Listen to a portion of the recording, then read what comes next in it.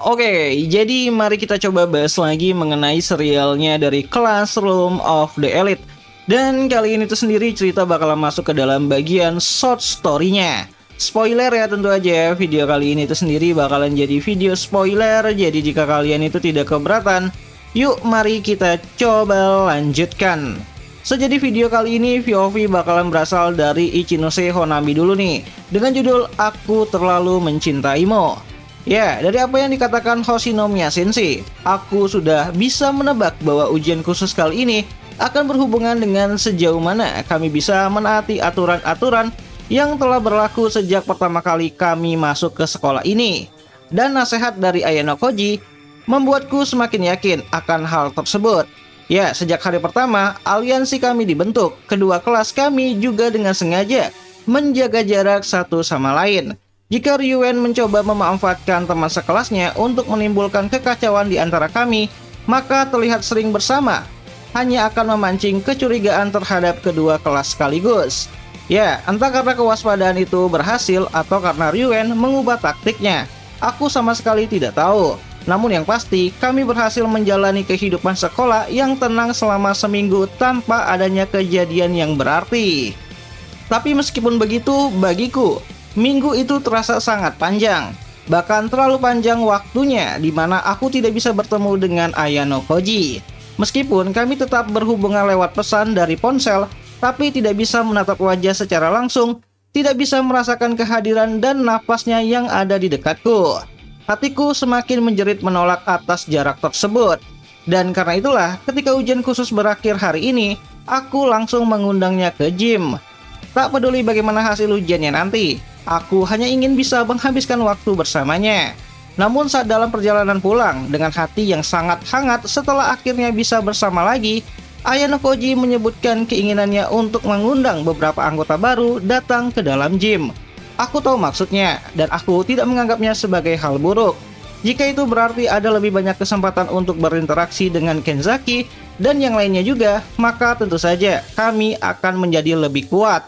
Aku akan segera mengundang mereka tanpa ragu, jawab Ayano Koji ketika melihat sikapku yang menyambut ide dengan sangat. Baiklah, terima kasih. Dukungan seperti itu darimu, Ayano Koji-kun, benar-benar membuatku bahagia, ucap Ichinose. Dan dengan setiap langkah yang kami ambil, jarak menuju asrama semakin dekat. Dan sebentar lagi kami harus berpisah. Ikatan kami tak perlu terlalu dalam, namun tetap saja. Dengan gugup aku membiarkan punggung tangan kiriku menyentuh punggung tangan kanannya. Dia tidak menolak, tidak menarik diri. Ujung jariku menyapu jarinya, nyaris saling bertautan. Begitu menyadari dorongan yang tiba-tiba muncul di hatiku, aku segera menarik kembali tanganku. Maaf, aku hanya entah kenapa ingin menyentuhmu lagi, meskipun kita hanya seorang teman, ucap Ichinose. Namun di dalam hatiku aku berkata tidak. Aku tidak boleh menjadi satu-satunya yang terbakar oleh perasaan ini.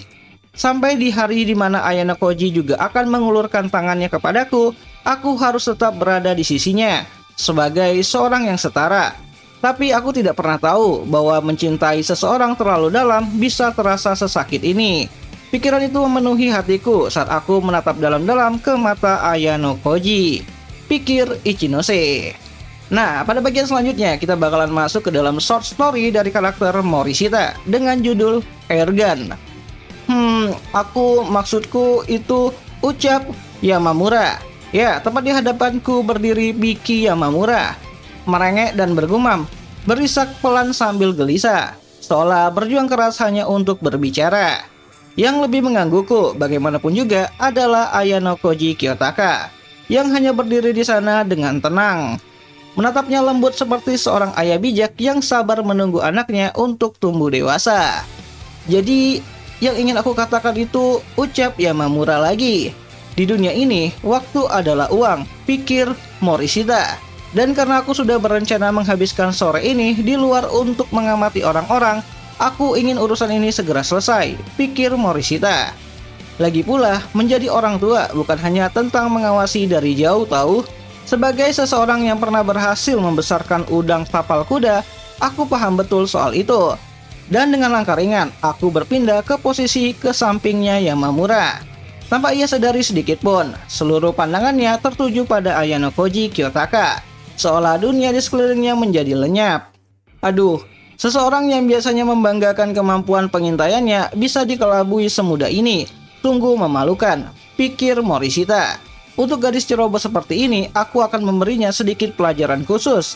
Lanjut Morishita kembali, di mana aku lalu mencurutkan bibirku, mengumpulkan nafasku yang seharum persik ini, lalu mengarahkannya tepat ke telinganya Yamamura yang terbuka.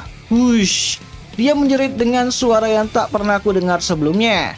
Bukti bahwa seranganku berhasil dengan gemilang. Wah, apa yang kau lakukan? Tanya Yamamura. Ini adalah airgun.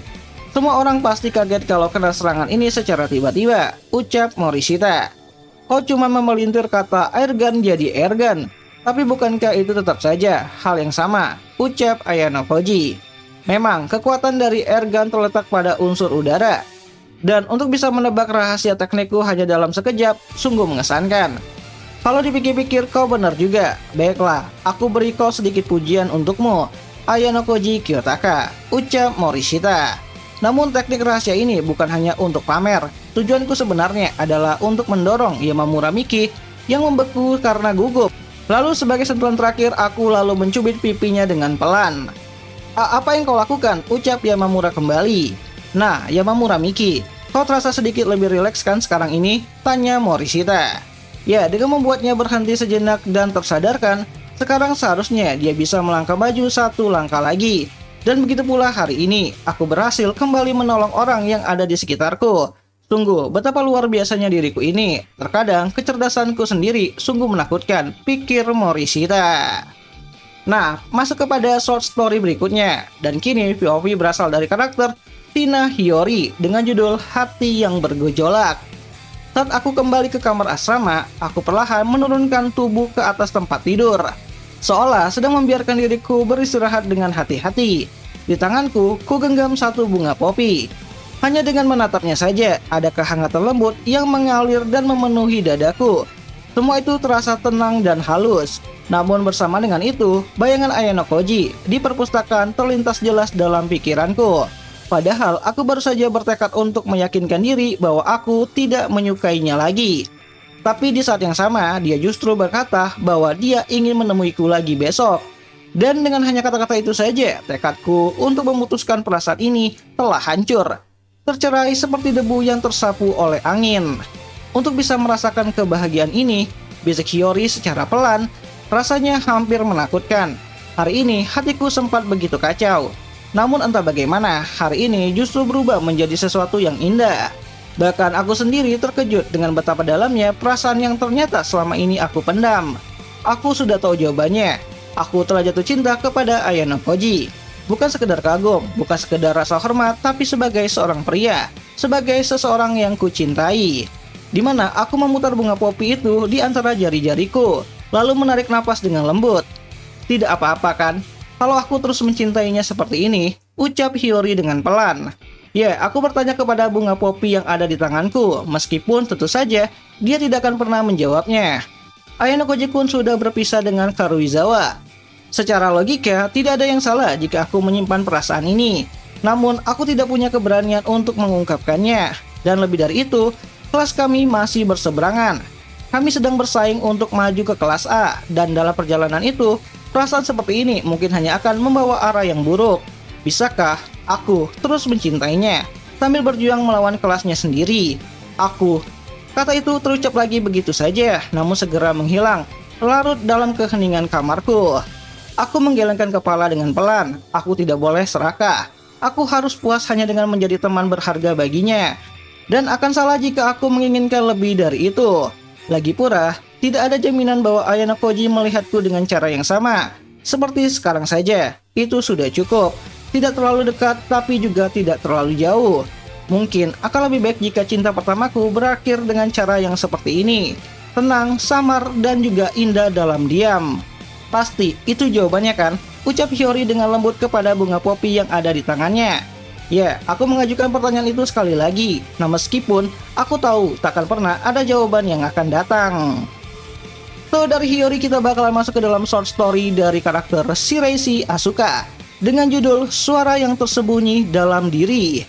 Ya, selama lebih dari 2 tahun kehidupanku di sekolah ini, Ada satu kebenaran yang selalu kutakuti sekaligus kurindukan. Aku selalu berkata pada diriku sendiri bahwa aku tidak boleh mendengar kata-kata itu. Namun di sisi lain, jauh di dalam hatiku, aku sangat ingin mendengarkannya.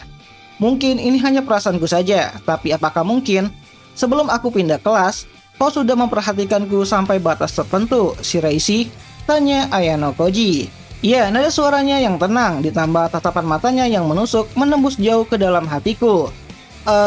Ketahuan. Aku telah terlihat. Pikirku berputar kacau. Aku bisa saja mencari alasan. Aku bisa saja menenun kebohongan lain untuk menutupi semuanya. Tapi aku tahu itu tidak akan bisa dimaafkan. Ini tidak baik, ucap Shiraishi. Aku punya tugas, sebuah misi sebagai pengamat. Untuk memenuhi harapan Shirogane Sensei, aku telah berjalan di jalur yang sama, memainkan peran yang sama, hari demi hari tanpa henti. Hari itu, di ruangan itu, di saat aku dipanggil pada malam sebelum kelulusan, misi itu dimulai. Dan dari hari itulah aku mengenal dirimu. Tidak baik, maksudmu apa? Tanya Ayano Koji. Ya, suara Ayano Koji tetap sama, tenang seperti biasanya. Dia belum benar-benar mencapai kesimpulan, namun mungkin tatapan dan gerakanku yang tidak bisa ku kendalikan telah menimbulkan keraguannya. Maafkan aku, hanya kali ini saja, untuk sesaat yang sangat singkat ini. Biarkan aku melupakan peranku itu. Aku adalah Shiraishi Asuka, ucap Shiraishi. Selama ini, setiap kata yang keluar dari mulutku hanyalah kebohongan. Karena itu, setidaknya kali ini saja, aku ingin mengucapkan satu kebenaran sederhana. Sebuah perkenalan yang tulus dari hatiku sendiri. Dan kamu? Siapa kamu sebenarnya? Tanya Shiraishi kepada Ayano Koji. Ya, akankah dia menjawab pertanyaan itu? Pikir Shiraishi. Dan kepada pertanyaan itu, kepada suara dari perkenalanku yang pertama, dan selama ini tersembunyi jauh di dalam diriku, aku menunggu dalam keheningan yang seolah tak berujung. So, jadi itulah akhir dari volume kedua pada tahun ketiga, sekaligus penutup untuk playlist pembahasan Classroom of the Elite pada volume kedua ya, untuk tahun ketiganya. Dimana jika ada yang salah aku minta maaf, dan sampai jumpa di pembahasan volume ketiga nantinya. Dan akhir kata, sampai jumpa di video yang lainnya juga. Jani.